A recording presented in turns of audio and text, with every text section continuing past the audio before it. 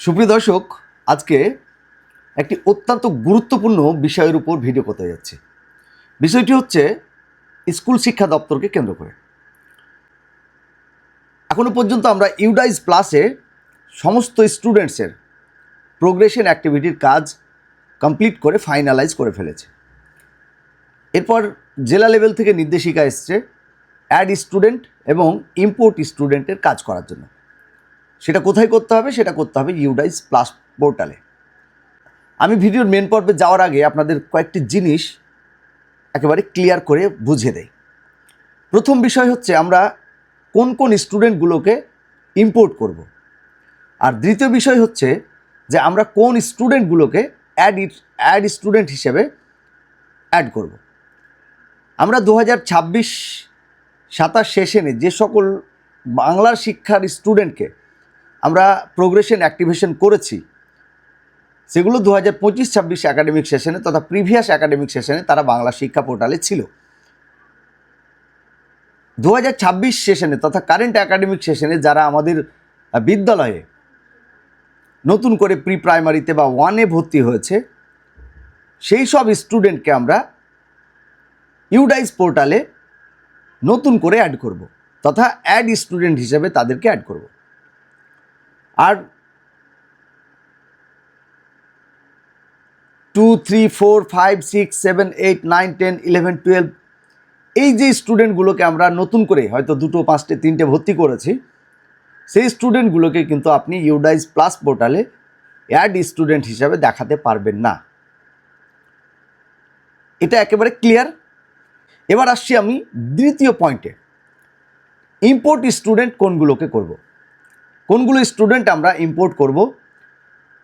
আমার বিদ্যালয়ে যেই ছাত্র বা ছাত্রীগুলো অন্য স্কুল থেকে ট্রান্সফার সার্টিফিকেট নিয়ে এসেছিল এবং আমি তাদের ট্রান্সফার ইন করেছিলাম, তথা টিসি নিয়ে যারা এসে আমার স্কুলে বিদ্যালয়ে ভর্তি হয়েছিল অনলাইনে, সেই সব ছাত্রকে বা ছাত্রীকে আমি আমার সিস্টেমে পেন আইডি দিয়ে তাদেরকে ইম্পোর্ট করব। আবার আপনাদের দুটি বিষয় কিন্তু ক্লিয়ার করে দিচ্ছি। আমরা অ্যাড স্টুডেন্ট করব সেই সকল স্টুডেন্টের ক্ষেত্রে যারা বর্তমানে আপনার বিদ্যালয়ে প্রি প্রাইমারি এবং 1-এ ভর্তি হয়েছে। এটি প্রাইমারি লেভেলের ক্ষেত্রে, মানে নতুন যাদের আপনারা 2026-এ বাংলা শিক্ষা পোর্টালে এনরোল করেছেন, তাদেরকে ইউডাইজ প্লাস পোর্টালে অ্যাড স্টুডেন্ট হিসেবে দেখাতে হবে। একেবারে ক্লিয়ার। এবার আপনার বিদ্যালয়ে যদি কোনো বাচ্চা 2-এ 3-তে 4-এ ভর্তি হয়ে থাকে, আপনি যদি ফ্রেশ এন্ট্রি করে থাকেন, তাহলে তাদের কিন্তু আপনি অ্যাড স্টুডেন্ট হিসাবে দেখাতে পারবেন না। তাদের কি হবে সেটা পরে জেলা লেভেল থেকে নির্দেশিকা দেবে আমাদের, তখন আমরা তাদের বিষয়ে আপনাদের সাথে আলোচনা করব। আমরা তাদেরকে কিভাবে আমার ইউডাইজ পোর্টালে ঢোকাবো। এটা চলে গেল অ্যাড স্টুডেন্টের ক্ষেত্রে। এবার ইম্পোর্ট স্টুডেন্টের ক্ষেত্রে আপনার বিদ্যালয়ে যে সকল বাচ্চা ট্রান্সফার সার্টিফিকেট নিয়ে অনলাইন টিসি নিয়ে ট্রান্সফার আউট হয়েছিল এবং আপনি তাদের ট্রান্সফার ইন করিয়েছেন, সেই সকল বাচ্চার পেন আইডি দিয়ে তাদেরকে ইম্পোর্ট করতে হবে।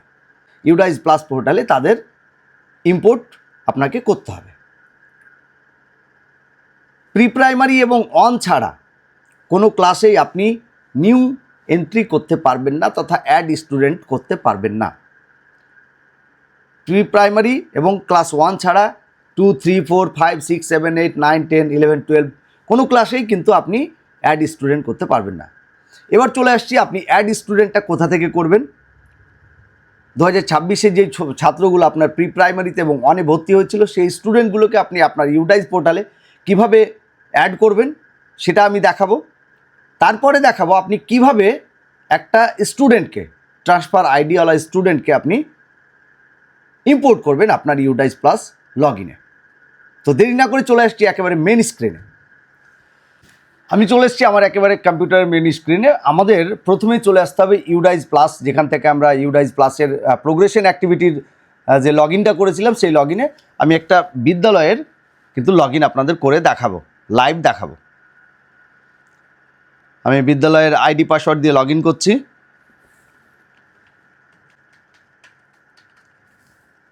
এবং আমি পাসওয়ার্ডটাও দিয়ে দিলাম।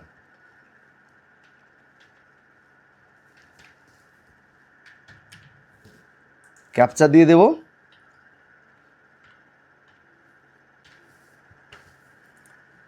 এবার আমি সাইন ইন করলাম।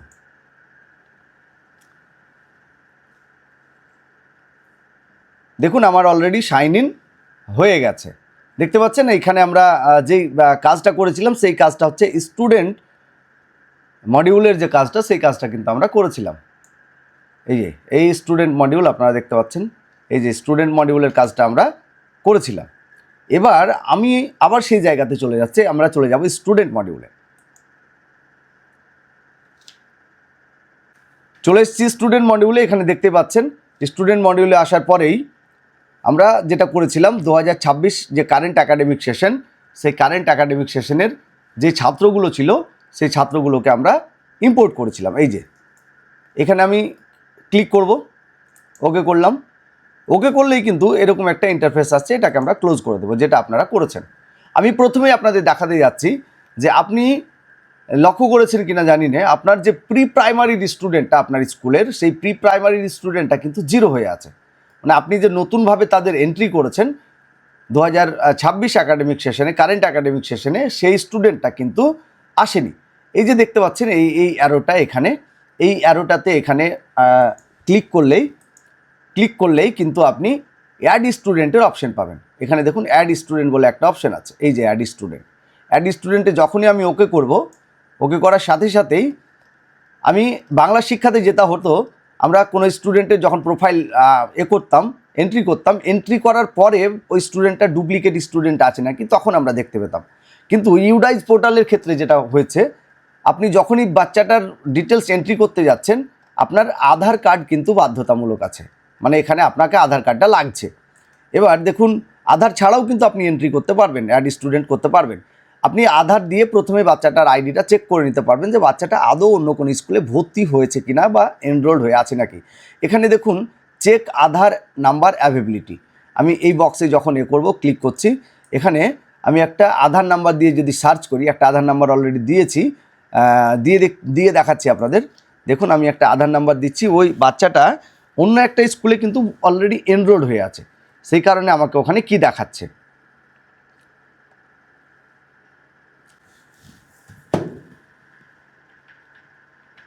আমি আধার নাম্বারটা দিচ্ছি বাচ্চাটার, দেখুন এখানে আধার নাম্বারটা আমি দিলাম, দিয়ে গোতে ক্লিক করলাম। দেখুন এখানে Aadhaar number is already registered with some other student, ঠিক আছে। এই স্টুডেন্টটা কিন্তু আধার নাম্বারে অলরেডি রেজিস্টার্ড আছে। আমি যদি ওকে ডিটেলস দেখার চেষ্টা করি যে বাচ্চাটা কোন বিদ্যালয়ে ভর্তি আছে, এই যে এখানে দেখতে পাচ্ছেন, এই যে এখানে যে দেখতে পাচ্ছেন এই যে ভিউ ডিটেলসে যখনই আপনি ক্লিক করবেন, এই বাচ্চাটা কোন স্কুলে আছে সব ডিটেলস কিন্তু এখানে চলে আসছে। দেখুন বাচ্চাটার নাম কি, বাচ্চাটার যে স্কুলে ভর্তি আছে সেই স্কুলের হেডমিস্ট্রেসের নাম কি, কন্ট্যাক্ট নাম্বার কি, সবই কিন্তু চলে আসছে। সুতরাং আপনি এইভাবে চেক করে নিতে পারবেন। বাচ্চাটা সাপোজ কোনো স্কুলে নেই, তাহলে আপনি বাচ্চাটাকে এবার এন্ট্রি করছেন। এন্ট্রি করার জন্য মূলত কী কী লাগছে, এন্ট্রি করার জন্য মূলত লাগছে আপনার স্টুডেন্টসের name, gender, date of birth, যদি স্টুডেন্ট কোড অ্যাভেলেবল থাকে কোড, মায়ের নাম, বাবার নাম, অভিভাবকের নাম, guardian's name, Aadhaar number of স্টুডেন্টের Aadhaar number, name of the student as per in Aadhaar card, মানে আধার কার্ডে বাচ্চারা যেই নাম আছে সেই নামটা, অ্যাডমিশন ডেট, অ্যাডমিশন কোন ডেটে আপনার স্কুলে অ্যাডমিশন হয়েছে, mobile number, alternative mobile number, এখানে আপনি গার্জেনের মোবাইল নাম্বারটা দেবেন, এবং বাচ্চাটা সিডাব্লিউএসএন যদি থাকে তাহলে ইয়াস করবেন, না থাকলে না দিয়ে সেভ করে দেবেন। এবার সেভ করার সাথে সাথে যে বাচ্চাটা অ্যাড হয়ে যাবে তা কিন্তু নয়। বাংলা শিক্ষা পোর্টালে আমরা দেখতে পেতাম বা সেভ করার সাথে সাথে কিন্তু বাচ্চাটা সঙ্গেই আমাদের স্টুডেন্ট লিস্টে চলে আসতো। এখানে একটুখানি টাইম লাগে। এটা চলে গেল আপনার স্টুডেন্ট এন্ট্রির ক্ষেত্রে। আপনি শুধুমাত্র প্রি প্রাইমারি এবং 1 যে ক্লাসে ভর্তি হয়েছে নতুন স্টুডেন্টটা, সেই স্টুডেন্টটাকে এখানে অ্যাড করতে আপনি পাচ্ছেন। এটা আমি যেটা করছিলাম সেটা হচ্ছে প্রি প্রাইমারির ক্ষেত্রে। আমি যদি ক্লাস 1-এর ক্ষেত্রে দেখাই, ক্লাস 1-এর ক্ষেত্রেও আপনি কিন্তু অ্যাড স্টুডেন্টে সেম প্রসেসে আপনি অ্যাড করতে পারবেন, বাকি ক্লাসে কিন্তু আপনি অ্যাড করতে পারবেন না। দেখুন এখানে অ্যাড অপশানটাই নেই, মানে 2-এর পরে, মানে 1-এর পরে 2, 3, 4, 5, 6 এই অপশানগুলোতে কিন্তু অ্যাডের কোনো অপশানটাই এখানে নেই, সুতরাং আপনি অ্যাড করতে পারবেন না। এবার চলে আসছি আমি স্টুডেন্ট যে ইম্পোর্ট করবেন সেই ইম্পোর্টের জায়গাতে। এটা ছিল আমার প্রথম পার্ট, যে আমরা অ্যাড স্টুডেন্ট কিভাবে করব, ঠিক আছে। এবার স্টুডেন্ট প্রমোট যে ইম্পোর্টের বিষয়টা আছে সেই ইম্পোর্টটা আপনি কিভাবে করবেন।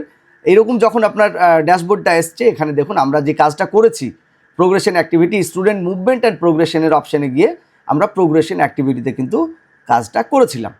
এবার আমাকে করতে হবে কি, স্টুডেন্ট মুভমেন্ট অ্যান্ড প্রোগ্রেশনে গিয়ে ইম্পোর্ট মডিউল বলে যে অপশানটি রয়েছে এখানে দেখতে পাচ্ছেন, ইম্পোর্ট মডিউল। ইম্পোর্ট মডিউলে আমি যাব এবং এখানে ইম্পোর্ট মডিউলে কিন্তু অলরেডি 4টে স্ল্যাব দেওয়া রয়েছে। Import within state, import outside state, drop box student list, tentative list, students for admission. এখানে আমি যেটা করব সেটা হচ্ছে যে আপনি এখানে সেই স্টুডেন্টগুলোকে ইম্পোর্ট করতে পারবেন যেই বাচ্চাটা আপনার বিদ্যালয়ে ট্রান্সফার সার্টিফিকেট নিয়ে ভর্তি হয়েছে, মানে আপনার বাংলা শিক্ষা লগ ইনে আপনি ট্রান্সফার ইন করিয়েছেন, সেই বাচ্চাগুলোকেই কিন্তু এখানে আপনি ইম্পোর্ট করতে পারবেন। এখানে যদি আমি গোতে ক্লিক করি, উইদিন স্টেটের মধ্যে গোতে ক্লিক করি, তাহলে দেখতে পাবেন এখানে বাচ্চাটার পেন নাম্বার চাইছে, ডেট অফ বার্থ চাইছে। এবার আপনি এখানে পেন নাম্বার দেবেন, ডেট অফ বার্থ দেবেন, বাচ্চাটার কিন্তু অলরেডি ডিটেলসটা এখানে চলে আসবে। এবার সাপোজ ধরুন কোনো বাচ্চার পেন নাম্বার নেই বা আপনি খুঁজে পাচ্ছেন না, যতগুলো বাচ্চাকে আপনি ট্রান্সফার ইন করিয়েছেন বাংলা শিক্ষায়, সব বাচ্চারই কিন্তু পেন নাম্বার অলরেডি বাংলা শিক্ষার যে পোর্টাল সেই পোর্টালে অলরেডি চলে এসেছে, সুতরাং ওইখান থেকে আপনাকে পেন নাম্বারটা কালেক্ট করে নিতে হবে। এবার গোতে ক্লিক করলেন, গোতে ক্লিক করার পরে কিছু ডেটা আছে, আমি যেহেতু বাচ্চার আমার পেন নাম্বার আমি দিচ্ছি না এখন, সেই কারণে আমি এটা দেখাতে পারছি না এই মুহূর্তে, মানে আপনারা করলেই বুঝতে পেরে যাবেন। গোতে ক্লিক করলেই কিন্তু আপনার বাচ্চাটার পুরো ডিটেলস চলে আসবে, ইভেন কোন স্কুল থেকে এসছে, কোথা থেকে এসছে, সব কিছুই কিন্তু এখানে আপনি দেখতে পাবেন। তারপরে আপনি সেভ করলেই বা সাবমিট করলেই কিন্তু আপনার এন্ডে বাচ্চাটা ইউডাইস পোর্টাল লগ ইনে কিন্তু আপনার বাচ্চাটা ঢুকে যাবে। এই হচ্ছে আমাদের ইম্পোর্ট মডিউলের কাজ।